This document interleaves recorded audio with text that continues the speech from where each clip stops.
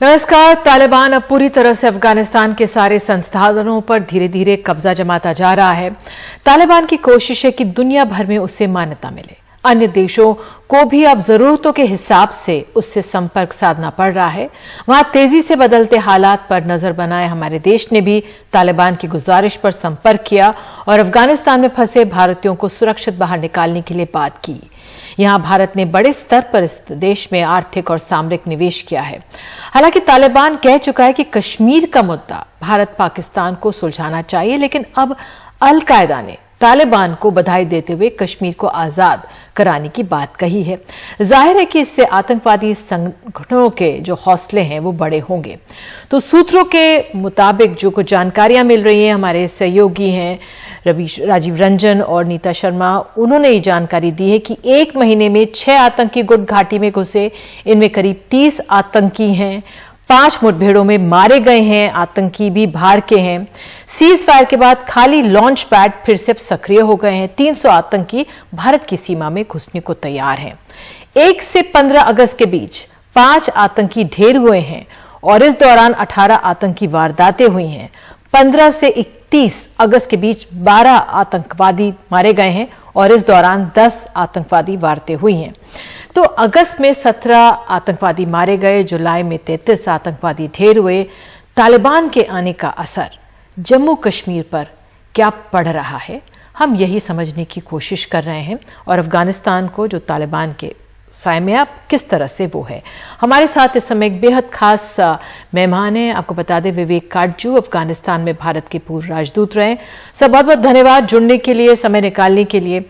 आपका लेख पढ़ा इंडियन एक्सप्रेस में और यही मैं चाहूंगी कोशिश कि हमारे दर्शक भी समझें इस समय जो हालात हैं अफगानिस्तान में और क्या उसका असर हमारे कश्मीर पे पड़ सकता है।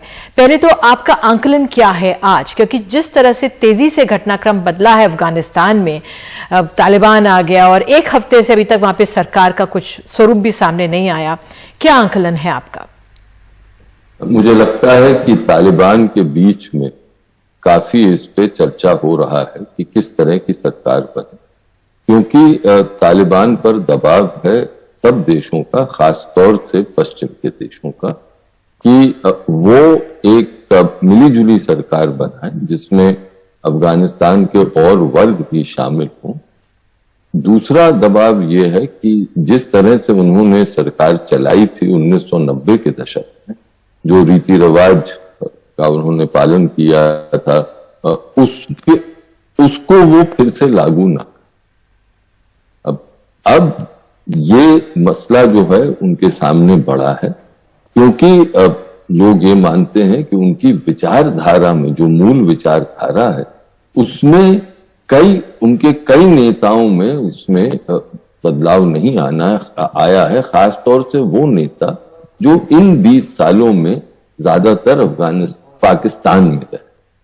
उनका जो एक राजनीतिक वर्ग हो गया है, जो कि दोहा में था, जो कि दुनिया भर में घूमा है, वो ये महसूस करता है कि बदलाव आना जरूरी है तालिबान की नीतियों में, क्योंकि तालिबान को पैसे की जरूरत होगी और पैसे का खजाना पश्चिम के पास।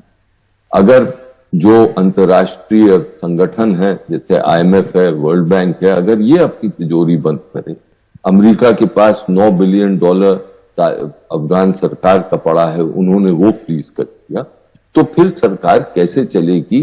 क्योंकि जो अफगान स्टेट का आज स्वरूप है वो 1990 के दशक का नहीं है। इसलिए ये भी है कि चीन जो है वो कभी भी अपना झोला पूर्ण रूप से अपना बटुआ खोलता नहीं है, अब फंड्स इतना देता नहीं है, और रूस के पास तो है नहीं, पाकिस्तान के पास नहीं है, ईरान के पास। बिल्कुल। आपने एक बहुत अहम बात की कि किस तरह से जो आर्थिक मदद और अफगानिस्तान एक उसका स्वरूप बने, मजबूत बने, ये तालिबान की कोशिश होगी, उसको मान्यता मिले।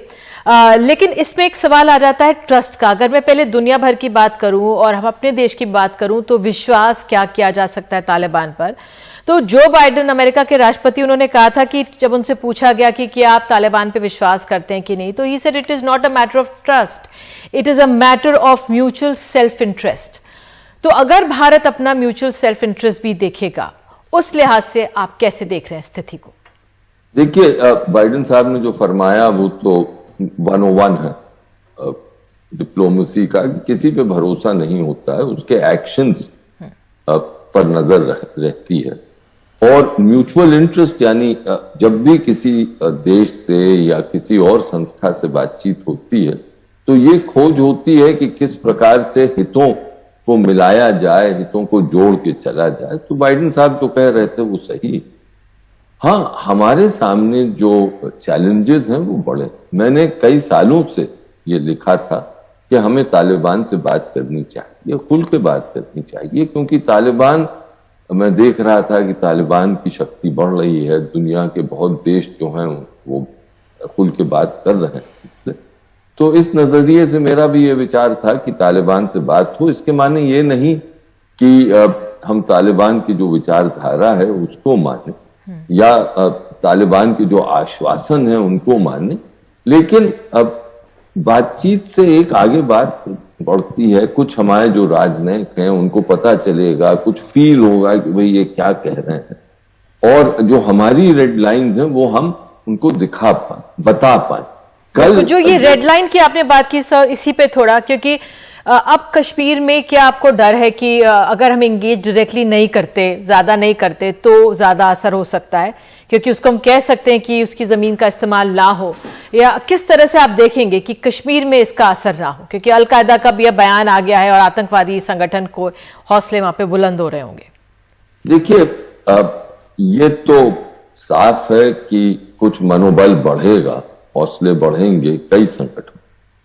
एक ये हमेशा से सोच रही है कि पहले सोवियत संघ को उन्होंने खत्म किया, अफगानों ने, मुजाहिदीन ने, और ये भी अपने आप को, तालिबान भी अपने आप को मुजाहिदीन मानते हैं। ये मानते हैं कि उसी परंपरा है। हाँ, इनकी विचारधारा में जो पहले जो सोवियत संघ के खिलाफ जो मुजाहिदीन थे उसमें फर्क है, लेकिन तब भी ये अपने आप को उसी परंपरा मानते हैं। तो इसलिए जो और हैं लोग, जो ऐसे गुट हैं, उनकी कुछ तो मनोबल बढ़ेगा। तो इसके वजह से मेरा मानना है कि भारत की जो एजेंसीज हैं, भारतीय सेना जो है, जो कि बहुत ही कुशल है, उनकी योग्यता पर किसी को भी संदेह नहीं है, उसको और सतर्क होना पड़ेगा। बिल्कुल। और जैसे एक शब्द में कह दूं, जैसे कि हमारे राजदूत ने, दीपक मित्तल ने स्थानिक को बताया, उसी को फिर से दोहराना पड़ेगा कि देखो, अगर हमारे हितों पर, हमारे सामरिक हितों पर कुछ साया पड़ी, अगर अफगानिस्तान की भूमि का प्रयोग हुआ हमारे खिलाफ, पाकिस्तान करे या कोई और गुट करे, जो जैसे लश्कर है, जैश है, तो वो हमें कबूल नहीं हो, उसका असर जरूर पड़ेगा। अभी तक तो तालिबान यही कह रहे हैं, तालिबान के नुमाइंदे, और जैसे स्थानिक ने कहा, और मैंने एक इंटरव्यू देखी उनके अन्नास। बिल्कुल सर, मैं आपको रोक रही हूँ कि वाकई में ये बिल्कुल सही है, और जो तालिबान का रुख है उसमें भी दो धड़े, एक कहता है कि उसकी जमीन का इस्तेमाल नहीं होगा, लेकिन एक दूसरा है वो कहता है इंटरफेयर ना करें। लेकिन एक बहुत बड़ी अहम बात आपने कही है कि तालिबान से अब समय आ गया है कि बात करनी होगी। बहुत बहुत शुक्रिया आपका जुड़ने के लिए, बात करने के लिए। और कू ऐप में हमारे साथ जुड़ा हुआ है, उसका एक सवाल पूछा गया था कि तालिबान के आने का असर क्या जम्मू कश्मीर पर पड़ेगा, और हमारे साथ कुछ जो सवाल है दर्शकों के हम लेंगे, लेकिन अब मेरे साथ कमर आगा, वरिष्ठ पत्रकार, हमारे साथ जुड़े हुए हैं।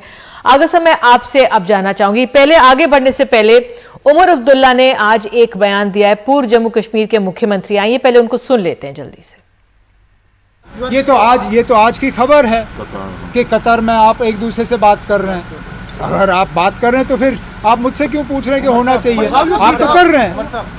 Is the Taliban a terror organization? If it is not, will you move in the United Nations to have it delisted as a terror organization? Because right now you are presiding over the United Nations Security Council. If it is a terror organization, then how do you distinguish between Taliban and other terror groups? तो ये सवाल है उमर अब्दुल्ला का, और कमर आगा साहब हमारे साथ मौजूद है। अब सर, हम यही सवाल समझ रहे हैं, पूछ रहे हैं कि जो तालिबान है अफगानिस्तान में, उसका असर क्या कश्मीर पे पड़ेगा? आपको लगता है पड़ रहा है असर? देखिए, आपने खुद ही कहा, और ऐसा लगता है कि हौसले तो बुलंद जरूर होंगे, और वहां पे जो आतंकवादी गतिविधियां उसमें भी कुछ बढ़ोतरी नजर आ रही है, बढ़ती हुई दिख रही है। और अभी अब्दुल्ला साहब भी जिस तरह की बातें कर रहे थे उससे भी लगता है कि वहां पे मूड चेंज हो रहा है थोड़ा सा। उसका असर अलकायदा ने भी कहा है कि कश्मीर की आजादी की बात दोहराया है। और लेकिन सर क्या ऐसा माना जाए कि जिस तरह से तालिबान ने इतनी जल्दी से अफगानिस्तान का टेक ओवर किया, हमारे कोई भी भाप नहीं पा रहा था दुनिया भर में, और यूएनएससी में भी जो रुख था, पहले तालिबान को जिस तरह से एड्रेस कर रहे थे फिर बाद में बदले, तो ये चुनौती विश्व भर के लिए है कि तालिबान को किस तरह से एड्रेस करें, उसको कैसे उसके साथ रिश्ते बनाएं। क्या इस समय एक बहुत बड़ी चुनौती है सबके लिए? देखिए, सबके लिए चुनौती है, लेकिन ये कि बेसिकली अगर आप देखिए तो अमेरिका ने धीरे धीरे तालिबान के हवाले अफगानिस्तान को कर दिया।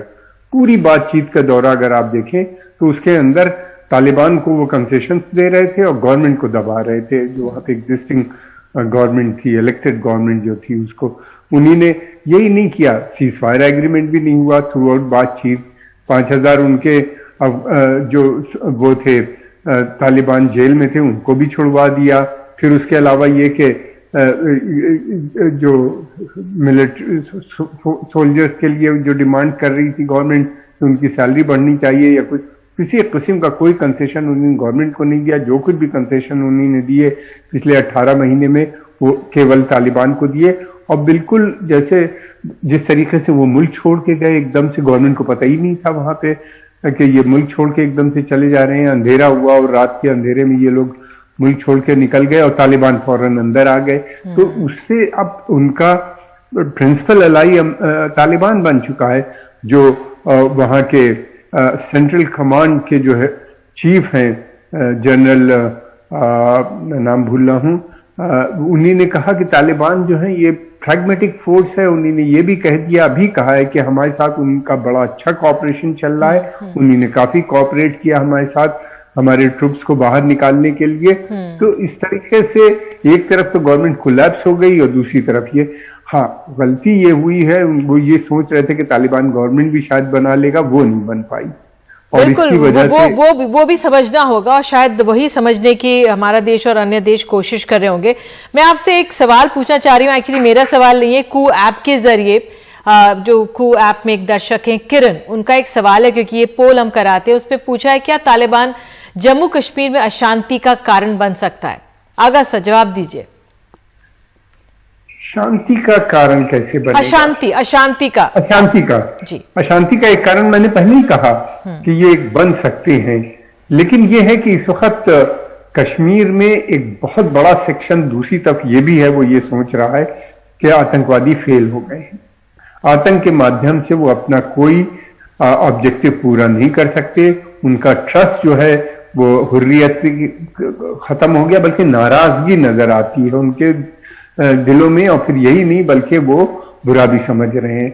और उनको ये लगा कि आतंक की बात हमने जो की, हमने जैसे जैसे आजादी की बात की, वैसे वैसे हमारी आजादी कम होती चली गई और बाद में बिल्कुल खत्म हो गई। हमारी ऑटोनॉमी जो थी वो खत्म हो गई।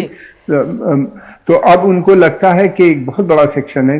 लेकिन मुश्किल ये नहीं है, मुश्किल ये आतंकवाद के लिए आपको हजारों लोगों की जरूरत नहीं पड़ती, थोड़े से लोगों की जरूरत पड़ती है। वो पाकिस्तान में बिल्कुल सही आप कह रहे हैं कि ये बहुत बड़ी चुनौती है, और जो सेना कह रही है फिलहाल असर नहीं पड़ेगा, जो सूत्रों के वाले से खबर है कि नहीं पड़ेगा, लेकिन फिलहाल नजर जरूर बनाए हुए। और अगस्त आप जुड़े, मुझे कहा जा रहा है समय इतना ही है, तो बहुत बहुत धन्यवाद आपका जुड़ने के लिए, समय देने के लिए। आप जिस तरह से वाकई में चिंताजनक स्थिति है और दुनिया भर की नजर बनी हुई है कि किस तरह से तालिबान आगे बढ़ेगा और उसका असर किन किन देशों में कहां का क्या हमारे कश्मीर पे पड़ेगा। एक छोटा सा ब्रेक, बने रहिए एनडीटीवी इंडिया के साथ।